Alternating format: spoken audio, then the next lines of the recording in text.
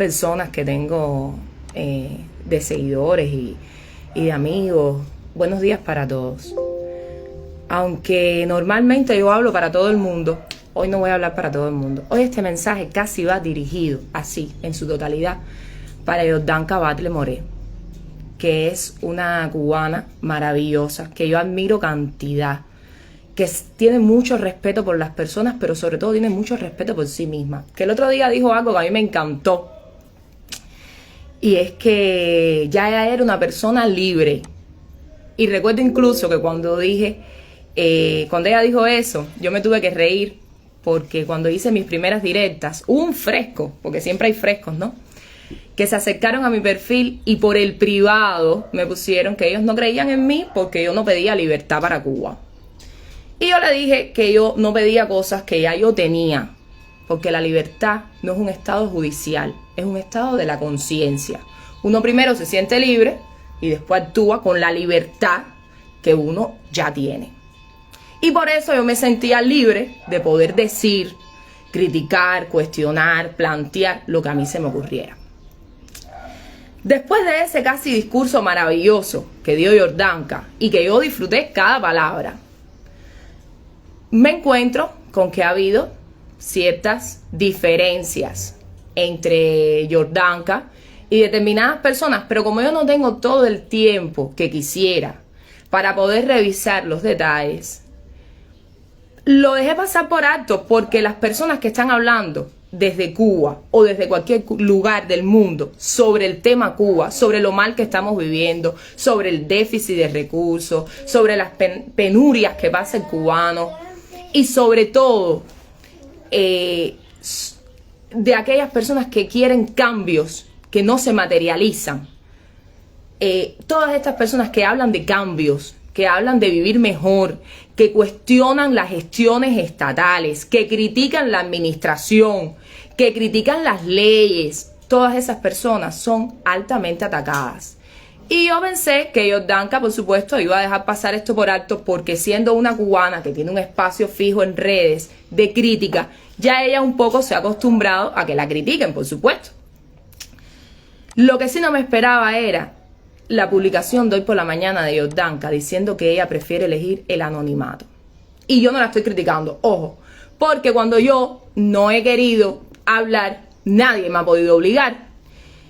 Y nadie me puede obligar precisamente porque soy libre, y además porque, a diferencia de muchas personas que están hablando, los que están dentro de Cuba saben a lo que se están sometiendo. Y aquí no estamos hablando de que en la calle te griten 3 cosas. Aquí estamos hablando de perder la libertad, de ir a una cárcel y cumplir en una cárcel. Porque ustedes vieron que las personas que se manifestaron en Caimanera van a la cárcel. Hay personas que van a cumplir. Que, por cierto, un acápite, me llama mucho la atención que en una manifestación pública lleguen de momento y seleccionen a 3, a 4, a 5 o a 10 y digan: ustedes son los que van a cumplir. ¿Cómo saben quiénes organizan las cosas? ¿Quiénes son los líderes naturales? ¿Cómo lo saben? ¿Ustedes no se lo han preguntado también? Bueno, lo saben porque dentro de esos mismos que se manifiestan hay personas que les sirven al gobierno, que le sirven a la policía, que le sirven al partido para estar delatando quién es quién. Y eso no es nuevo, eso ha pasado en la historia de Cuba siempre. Ahora, Yordanka, retomando el tema de Yordanka, dice que ella va a elegir el anonimato. Mi amiga, si eso es lo que tú quieres, tú has hecho mucho, mi amor. No te preocupes, nadie te lo va a cuestionar. Sabemos cómo piensas y sabemos cómo sientes. Sabemos que quieres prosperidad, que quieres emancipación, que quieres dignidad, que quieres salarios decorosos, que quieres que las personas vivan en condiciones adecuadas, que haya una educación que sea coherente con nuestros principios, con nuestra moral, que quieres que haya un acceso a la salud que no solo sea público, sino que tenga calidad, porque la que tenemos hoy, casi es mejor ir a un babalao que te digan lo que tú tienes que ir a un cuerpo de guardia, porque los médicos no tienen nada para trabajar. Ellos, pobrecitos, no lo quieren decir por las razones que sean, pero los pacientes elegimos decirlo. Y aquí no hay nada. Aquí las personas se están muriendo porque no hay nada. Pero bueno, si tú elegiste el anonimato porque te sientes desesperada, porque hiciste catarsis, porque ves que las personas no se suman yo te entiendo.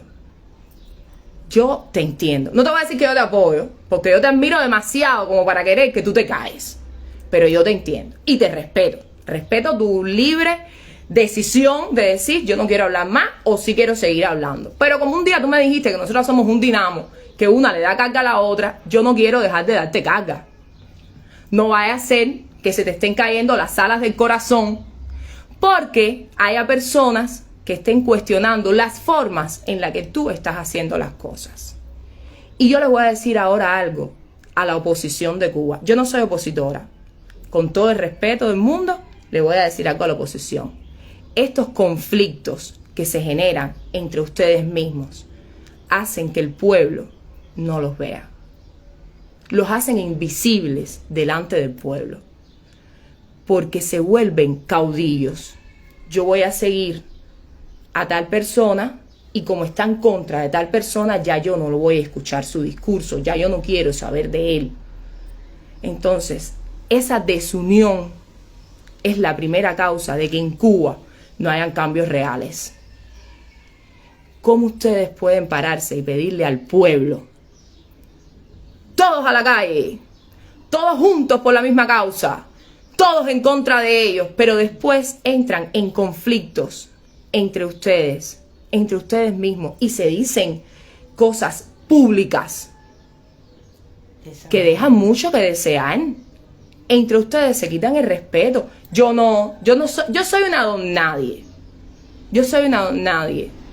Pero esto que está pasando con Jordanka lo he visto pasar con otras personas y las acusaciones que se hacen entre ustedes son serias. Se dicen que son agentes de la seguridad infiltrados en la causa. Se dicen que no son personas dignas. Como decimos los cubanos, se sacan trapos sucios que los hacen verse mal y hacen que el pueblo de alguna manera pierda la fe que pueda tener, porque el pueblo está desorientado, el pueblo está concentrado en lo único que puede pensar, que es sobrevivir a la jungla Cuba. A esta jungla ellos necesitan sobrevivir, llegar al día de mañana y al día siguiente y después y después y después. Y entonces nada más pensar qué vas a darte de comer tú y qué vas a darle de comida a tus hijos ya lleva demasiada preocupación. Saber que tu moneda está tan devaluada, ha perdido tanto valor, que tu salario real va a ser más distinto de tu salario nominal con cada día que pasa. Ya están tan preocupados por eso que no pueden preocuparse por toda esa chismosería. Y los vuelven invisibles, se vuelven ustedes mismos invisibles. Entonces, no los estoy criticando, les estoy llamando a que primero, si de verdad todos quieren lo mismo y de verdad todos lo que quieren es un cambio y prosperidad para las personas. Yo quiero prosperidad. Yo levanto la mano. A mí es que me diga, Amelia, ¿qué tú quieres? Yo digo, no, yo quiero vivir bien. Yo nunca hablo de libertad, de democracia, de independencia, esos son palabras, términos filosóficos y políticos que yo intelectualmente puedo entender, puedo procesar, pero que para mí se vuelven lenguajes vacíos cuando tú tienes que explicarle a las personas qué tú quieres exactamente. Yo quiero prosperidad, yo quiero vivir bien y yo entiendo que aplicando la misma fórmula no lo vamos a conseguir. Con esta fórmula no lo vamos a conseguir. Eso me queda claro. Aquí hay que cambiarlo todo para poder llegar a tener prosperidad. Pero si nosotros nos seguimos concentrando en atacarnos entre nosotros, no me voy a despedir sin antes hacer una anécdota de algo que aprendí de la historia de Cuba. Dos de nuestros héroes más importantes, Martí y Maceo, llegaron a estar en desacuerdo. Desacuerdos fuertes.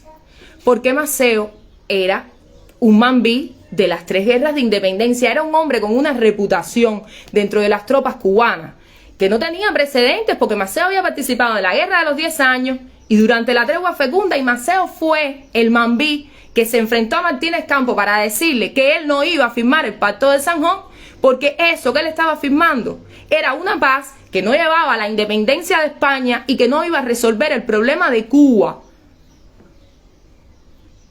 Pero Martí era un intelectual tan inteligente y tan capaz que no tenía la experiencia de lucha de Maceo, pero sí tenía el verbo, sí tenía el conocimiento, sí tenía la voluntad y la reputación también, porque la inteligencia genera reputación, de poder unir a las personas. Ese fue el gran mérito de Martí. Poder unir, como él mismo dijo, a los veteranos de la guerra con los pinos nuevos. Y las personas los respetaban. Y eso puso a Martí en un lugar en el ejército, que pocas personas lo saben, pero Martí llegó a tener grados de militar, sin formación militar y sin haber combatido jamás. Eso lo puso en un lugar que todo el mundo lo respetaba. Y Maceo tuvo que respetar a Martí. Y en algún momento Maceo le cuestionó a Martí las condiciones económicas reales que había para volver a ir al campo de guerra. Y Martí había hecho más de lo que podía. Y eso trajo conflictos entre ellos, porque Martí tuvo que tomar decisiones que pusieron a Maceo en una posición complicada. Pero fueron los dos más inteligentes que lo que estamos siendo nosotros ahora mismo, que somos millennials, que tenemos teléfono, que no sabemos todo, que damos historia, que estudiamos por años. Ellos dos fueron más inteligentes. Y los que lo siguieron. Porque ellos decidieron unirse a pesar de sus diferencias. Y Martí llegó a escribir de Maceo que tenía tanta fuerza en el brazo como en la mente, para darle ese lugar merecidísimo que tenía, y que los cubanos también lo respetaran a él. Y Martí se murió casi al inicio de la guerra, casi de forma inmediata. Y Maceo continuó. Y Maceo se murió antes de ver a Cuba independiente de España. Pero siguió las ideas de Martí. Mutuamente se expresaron respeto. Y ese respeto entre ellos hizo que todos los demás los respetaran también. Y eso es lo que nos hace falta hoy, caballero. Nos hace falta unirnos un poquito, tener un poco de empatía.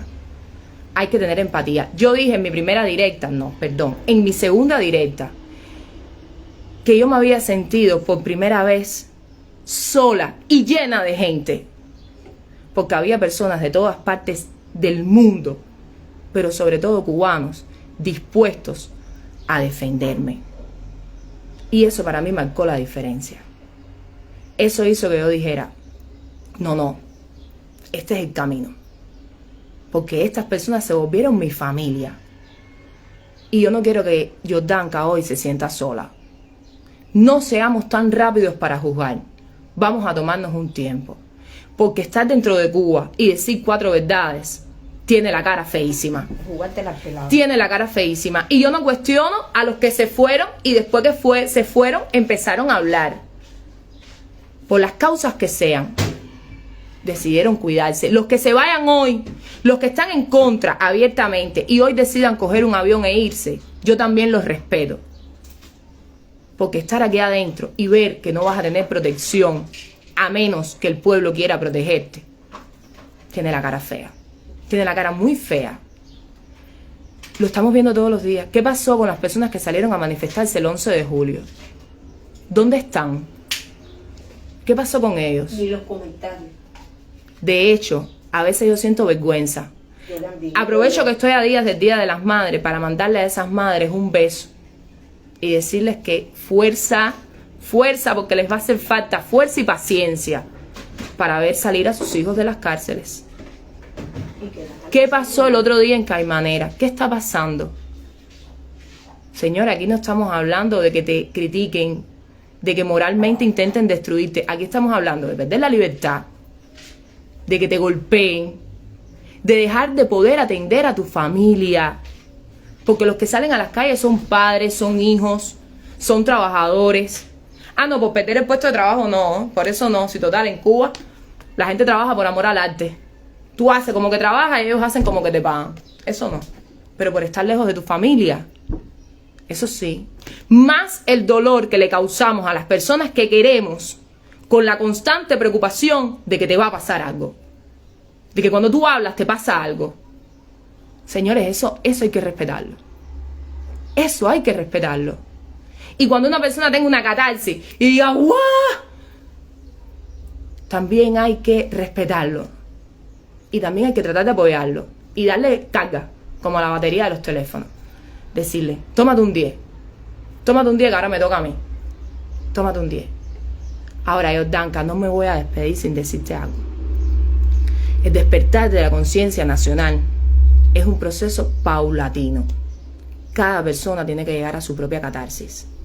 Pero la buena noticia es que hoy, a diferencia de hace 20 años, nosotros tenemos acceso a la información. Así que el despertar va a ser más rápido. Porque vamos a poder decirnos los unos a los otros, de boca a boca, lo que nos está pasando. Y eso va a hacer que más personas se despierten. Porque mientras mi problema del gas era solo mío y nadie lo sabía, yo cuestionaba la gestión, pero confiaba todavía en que podían arreglarlo.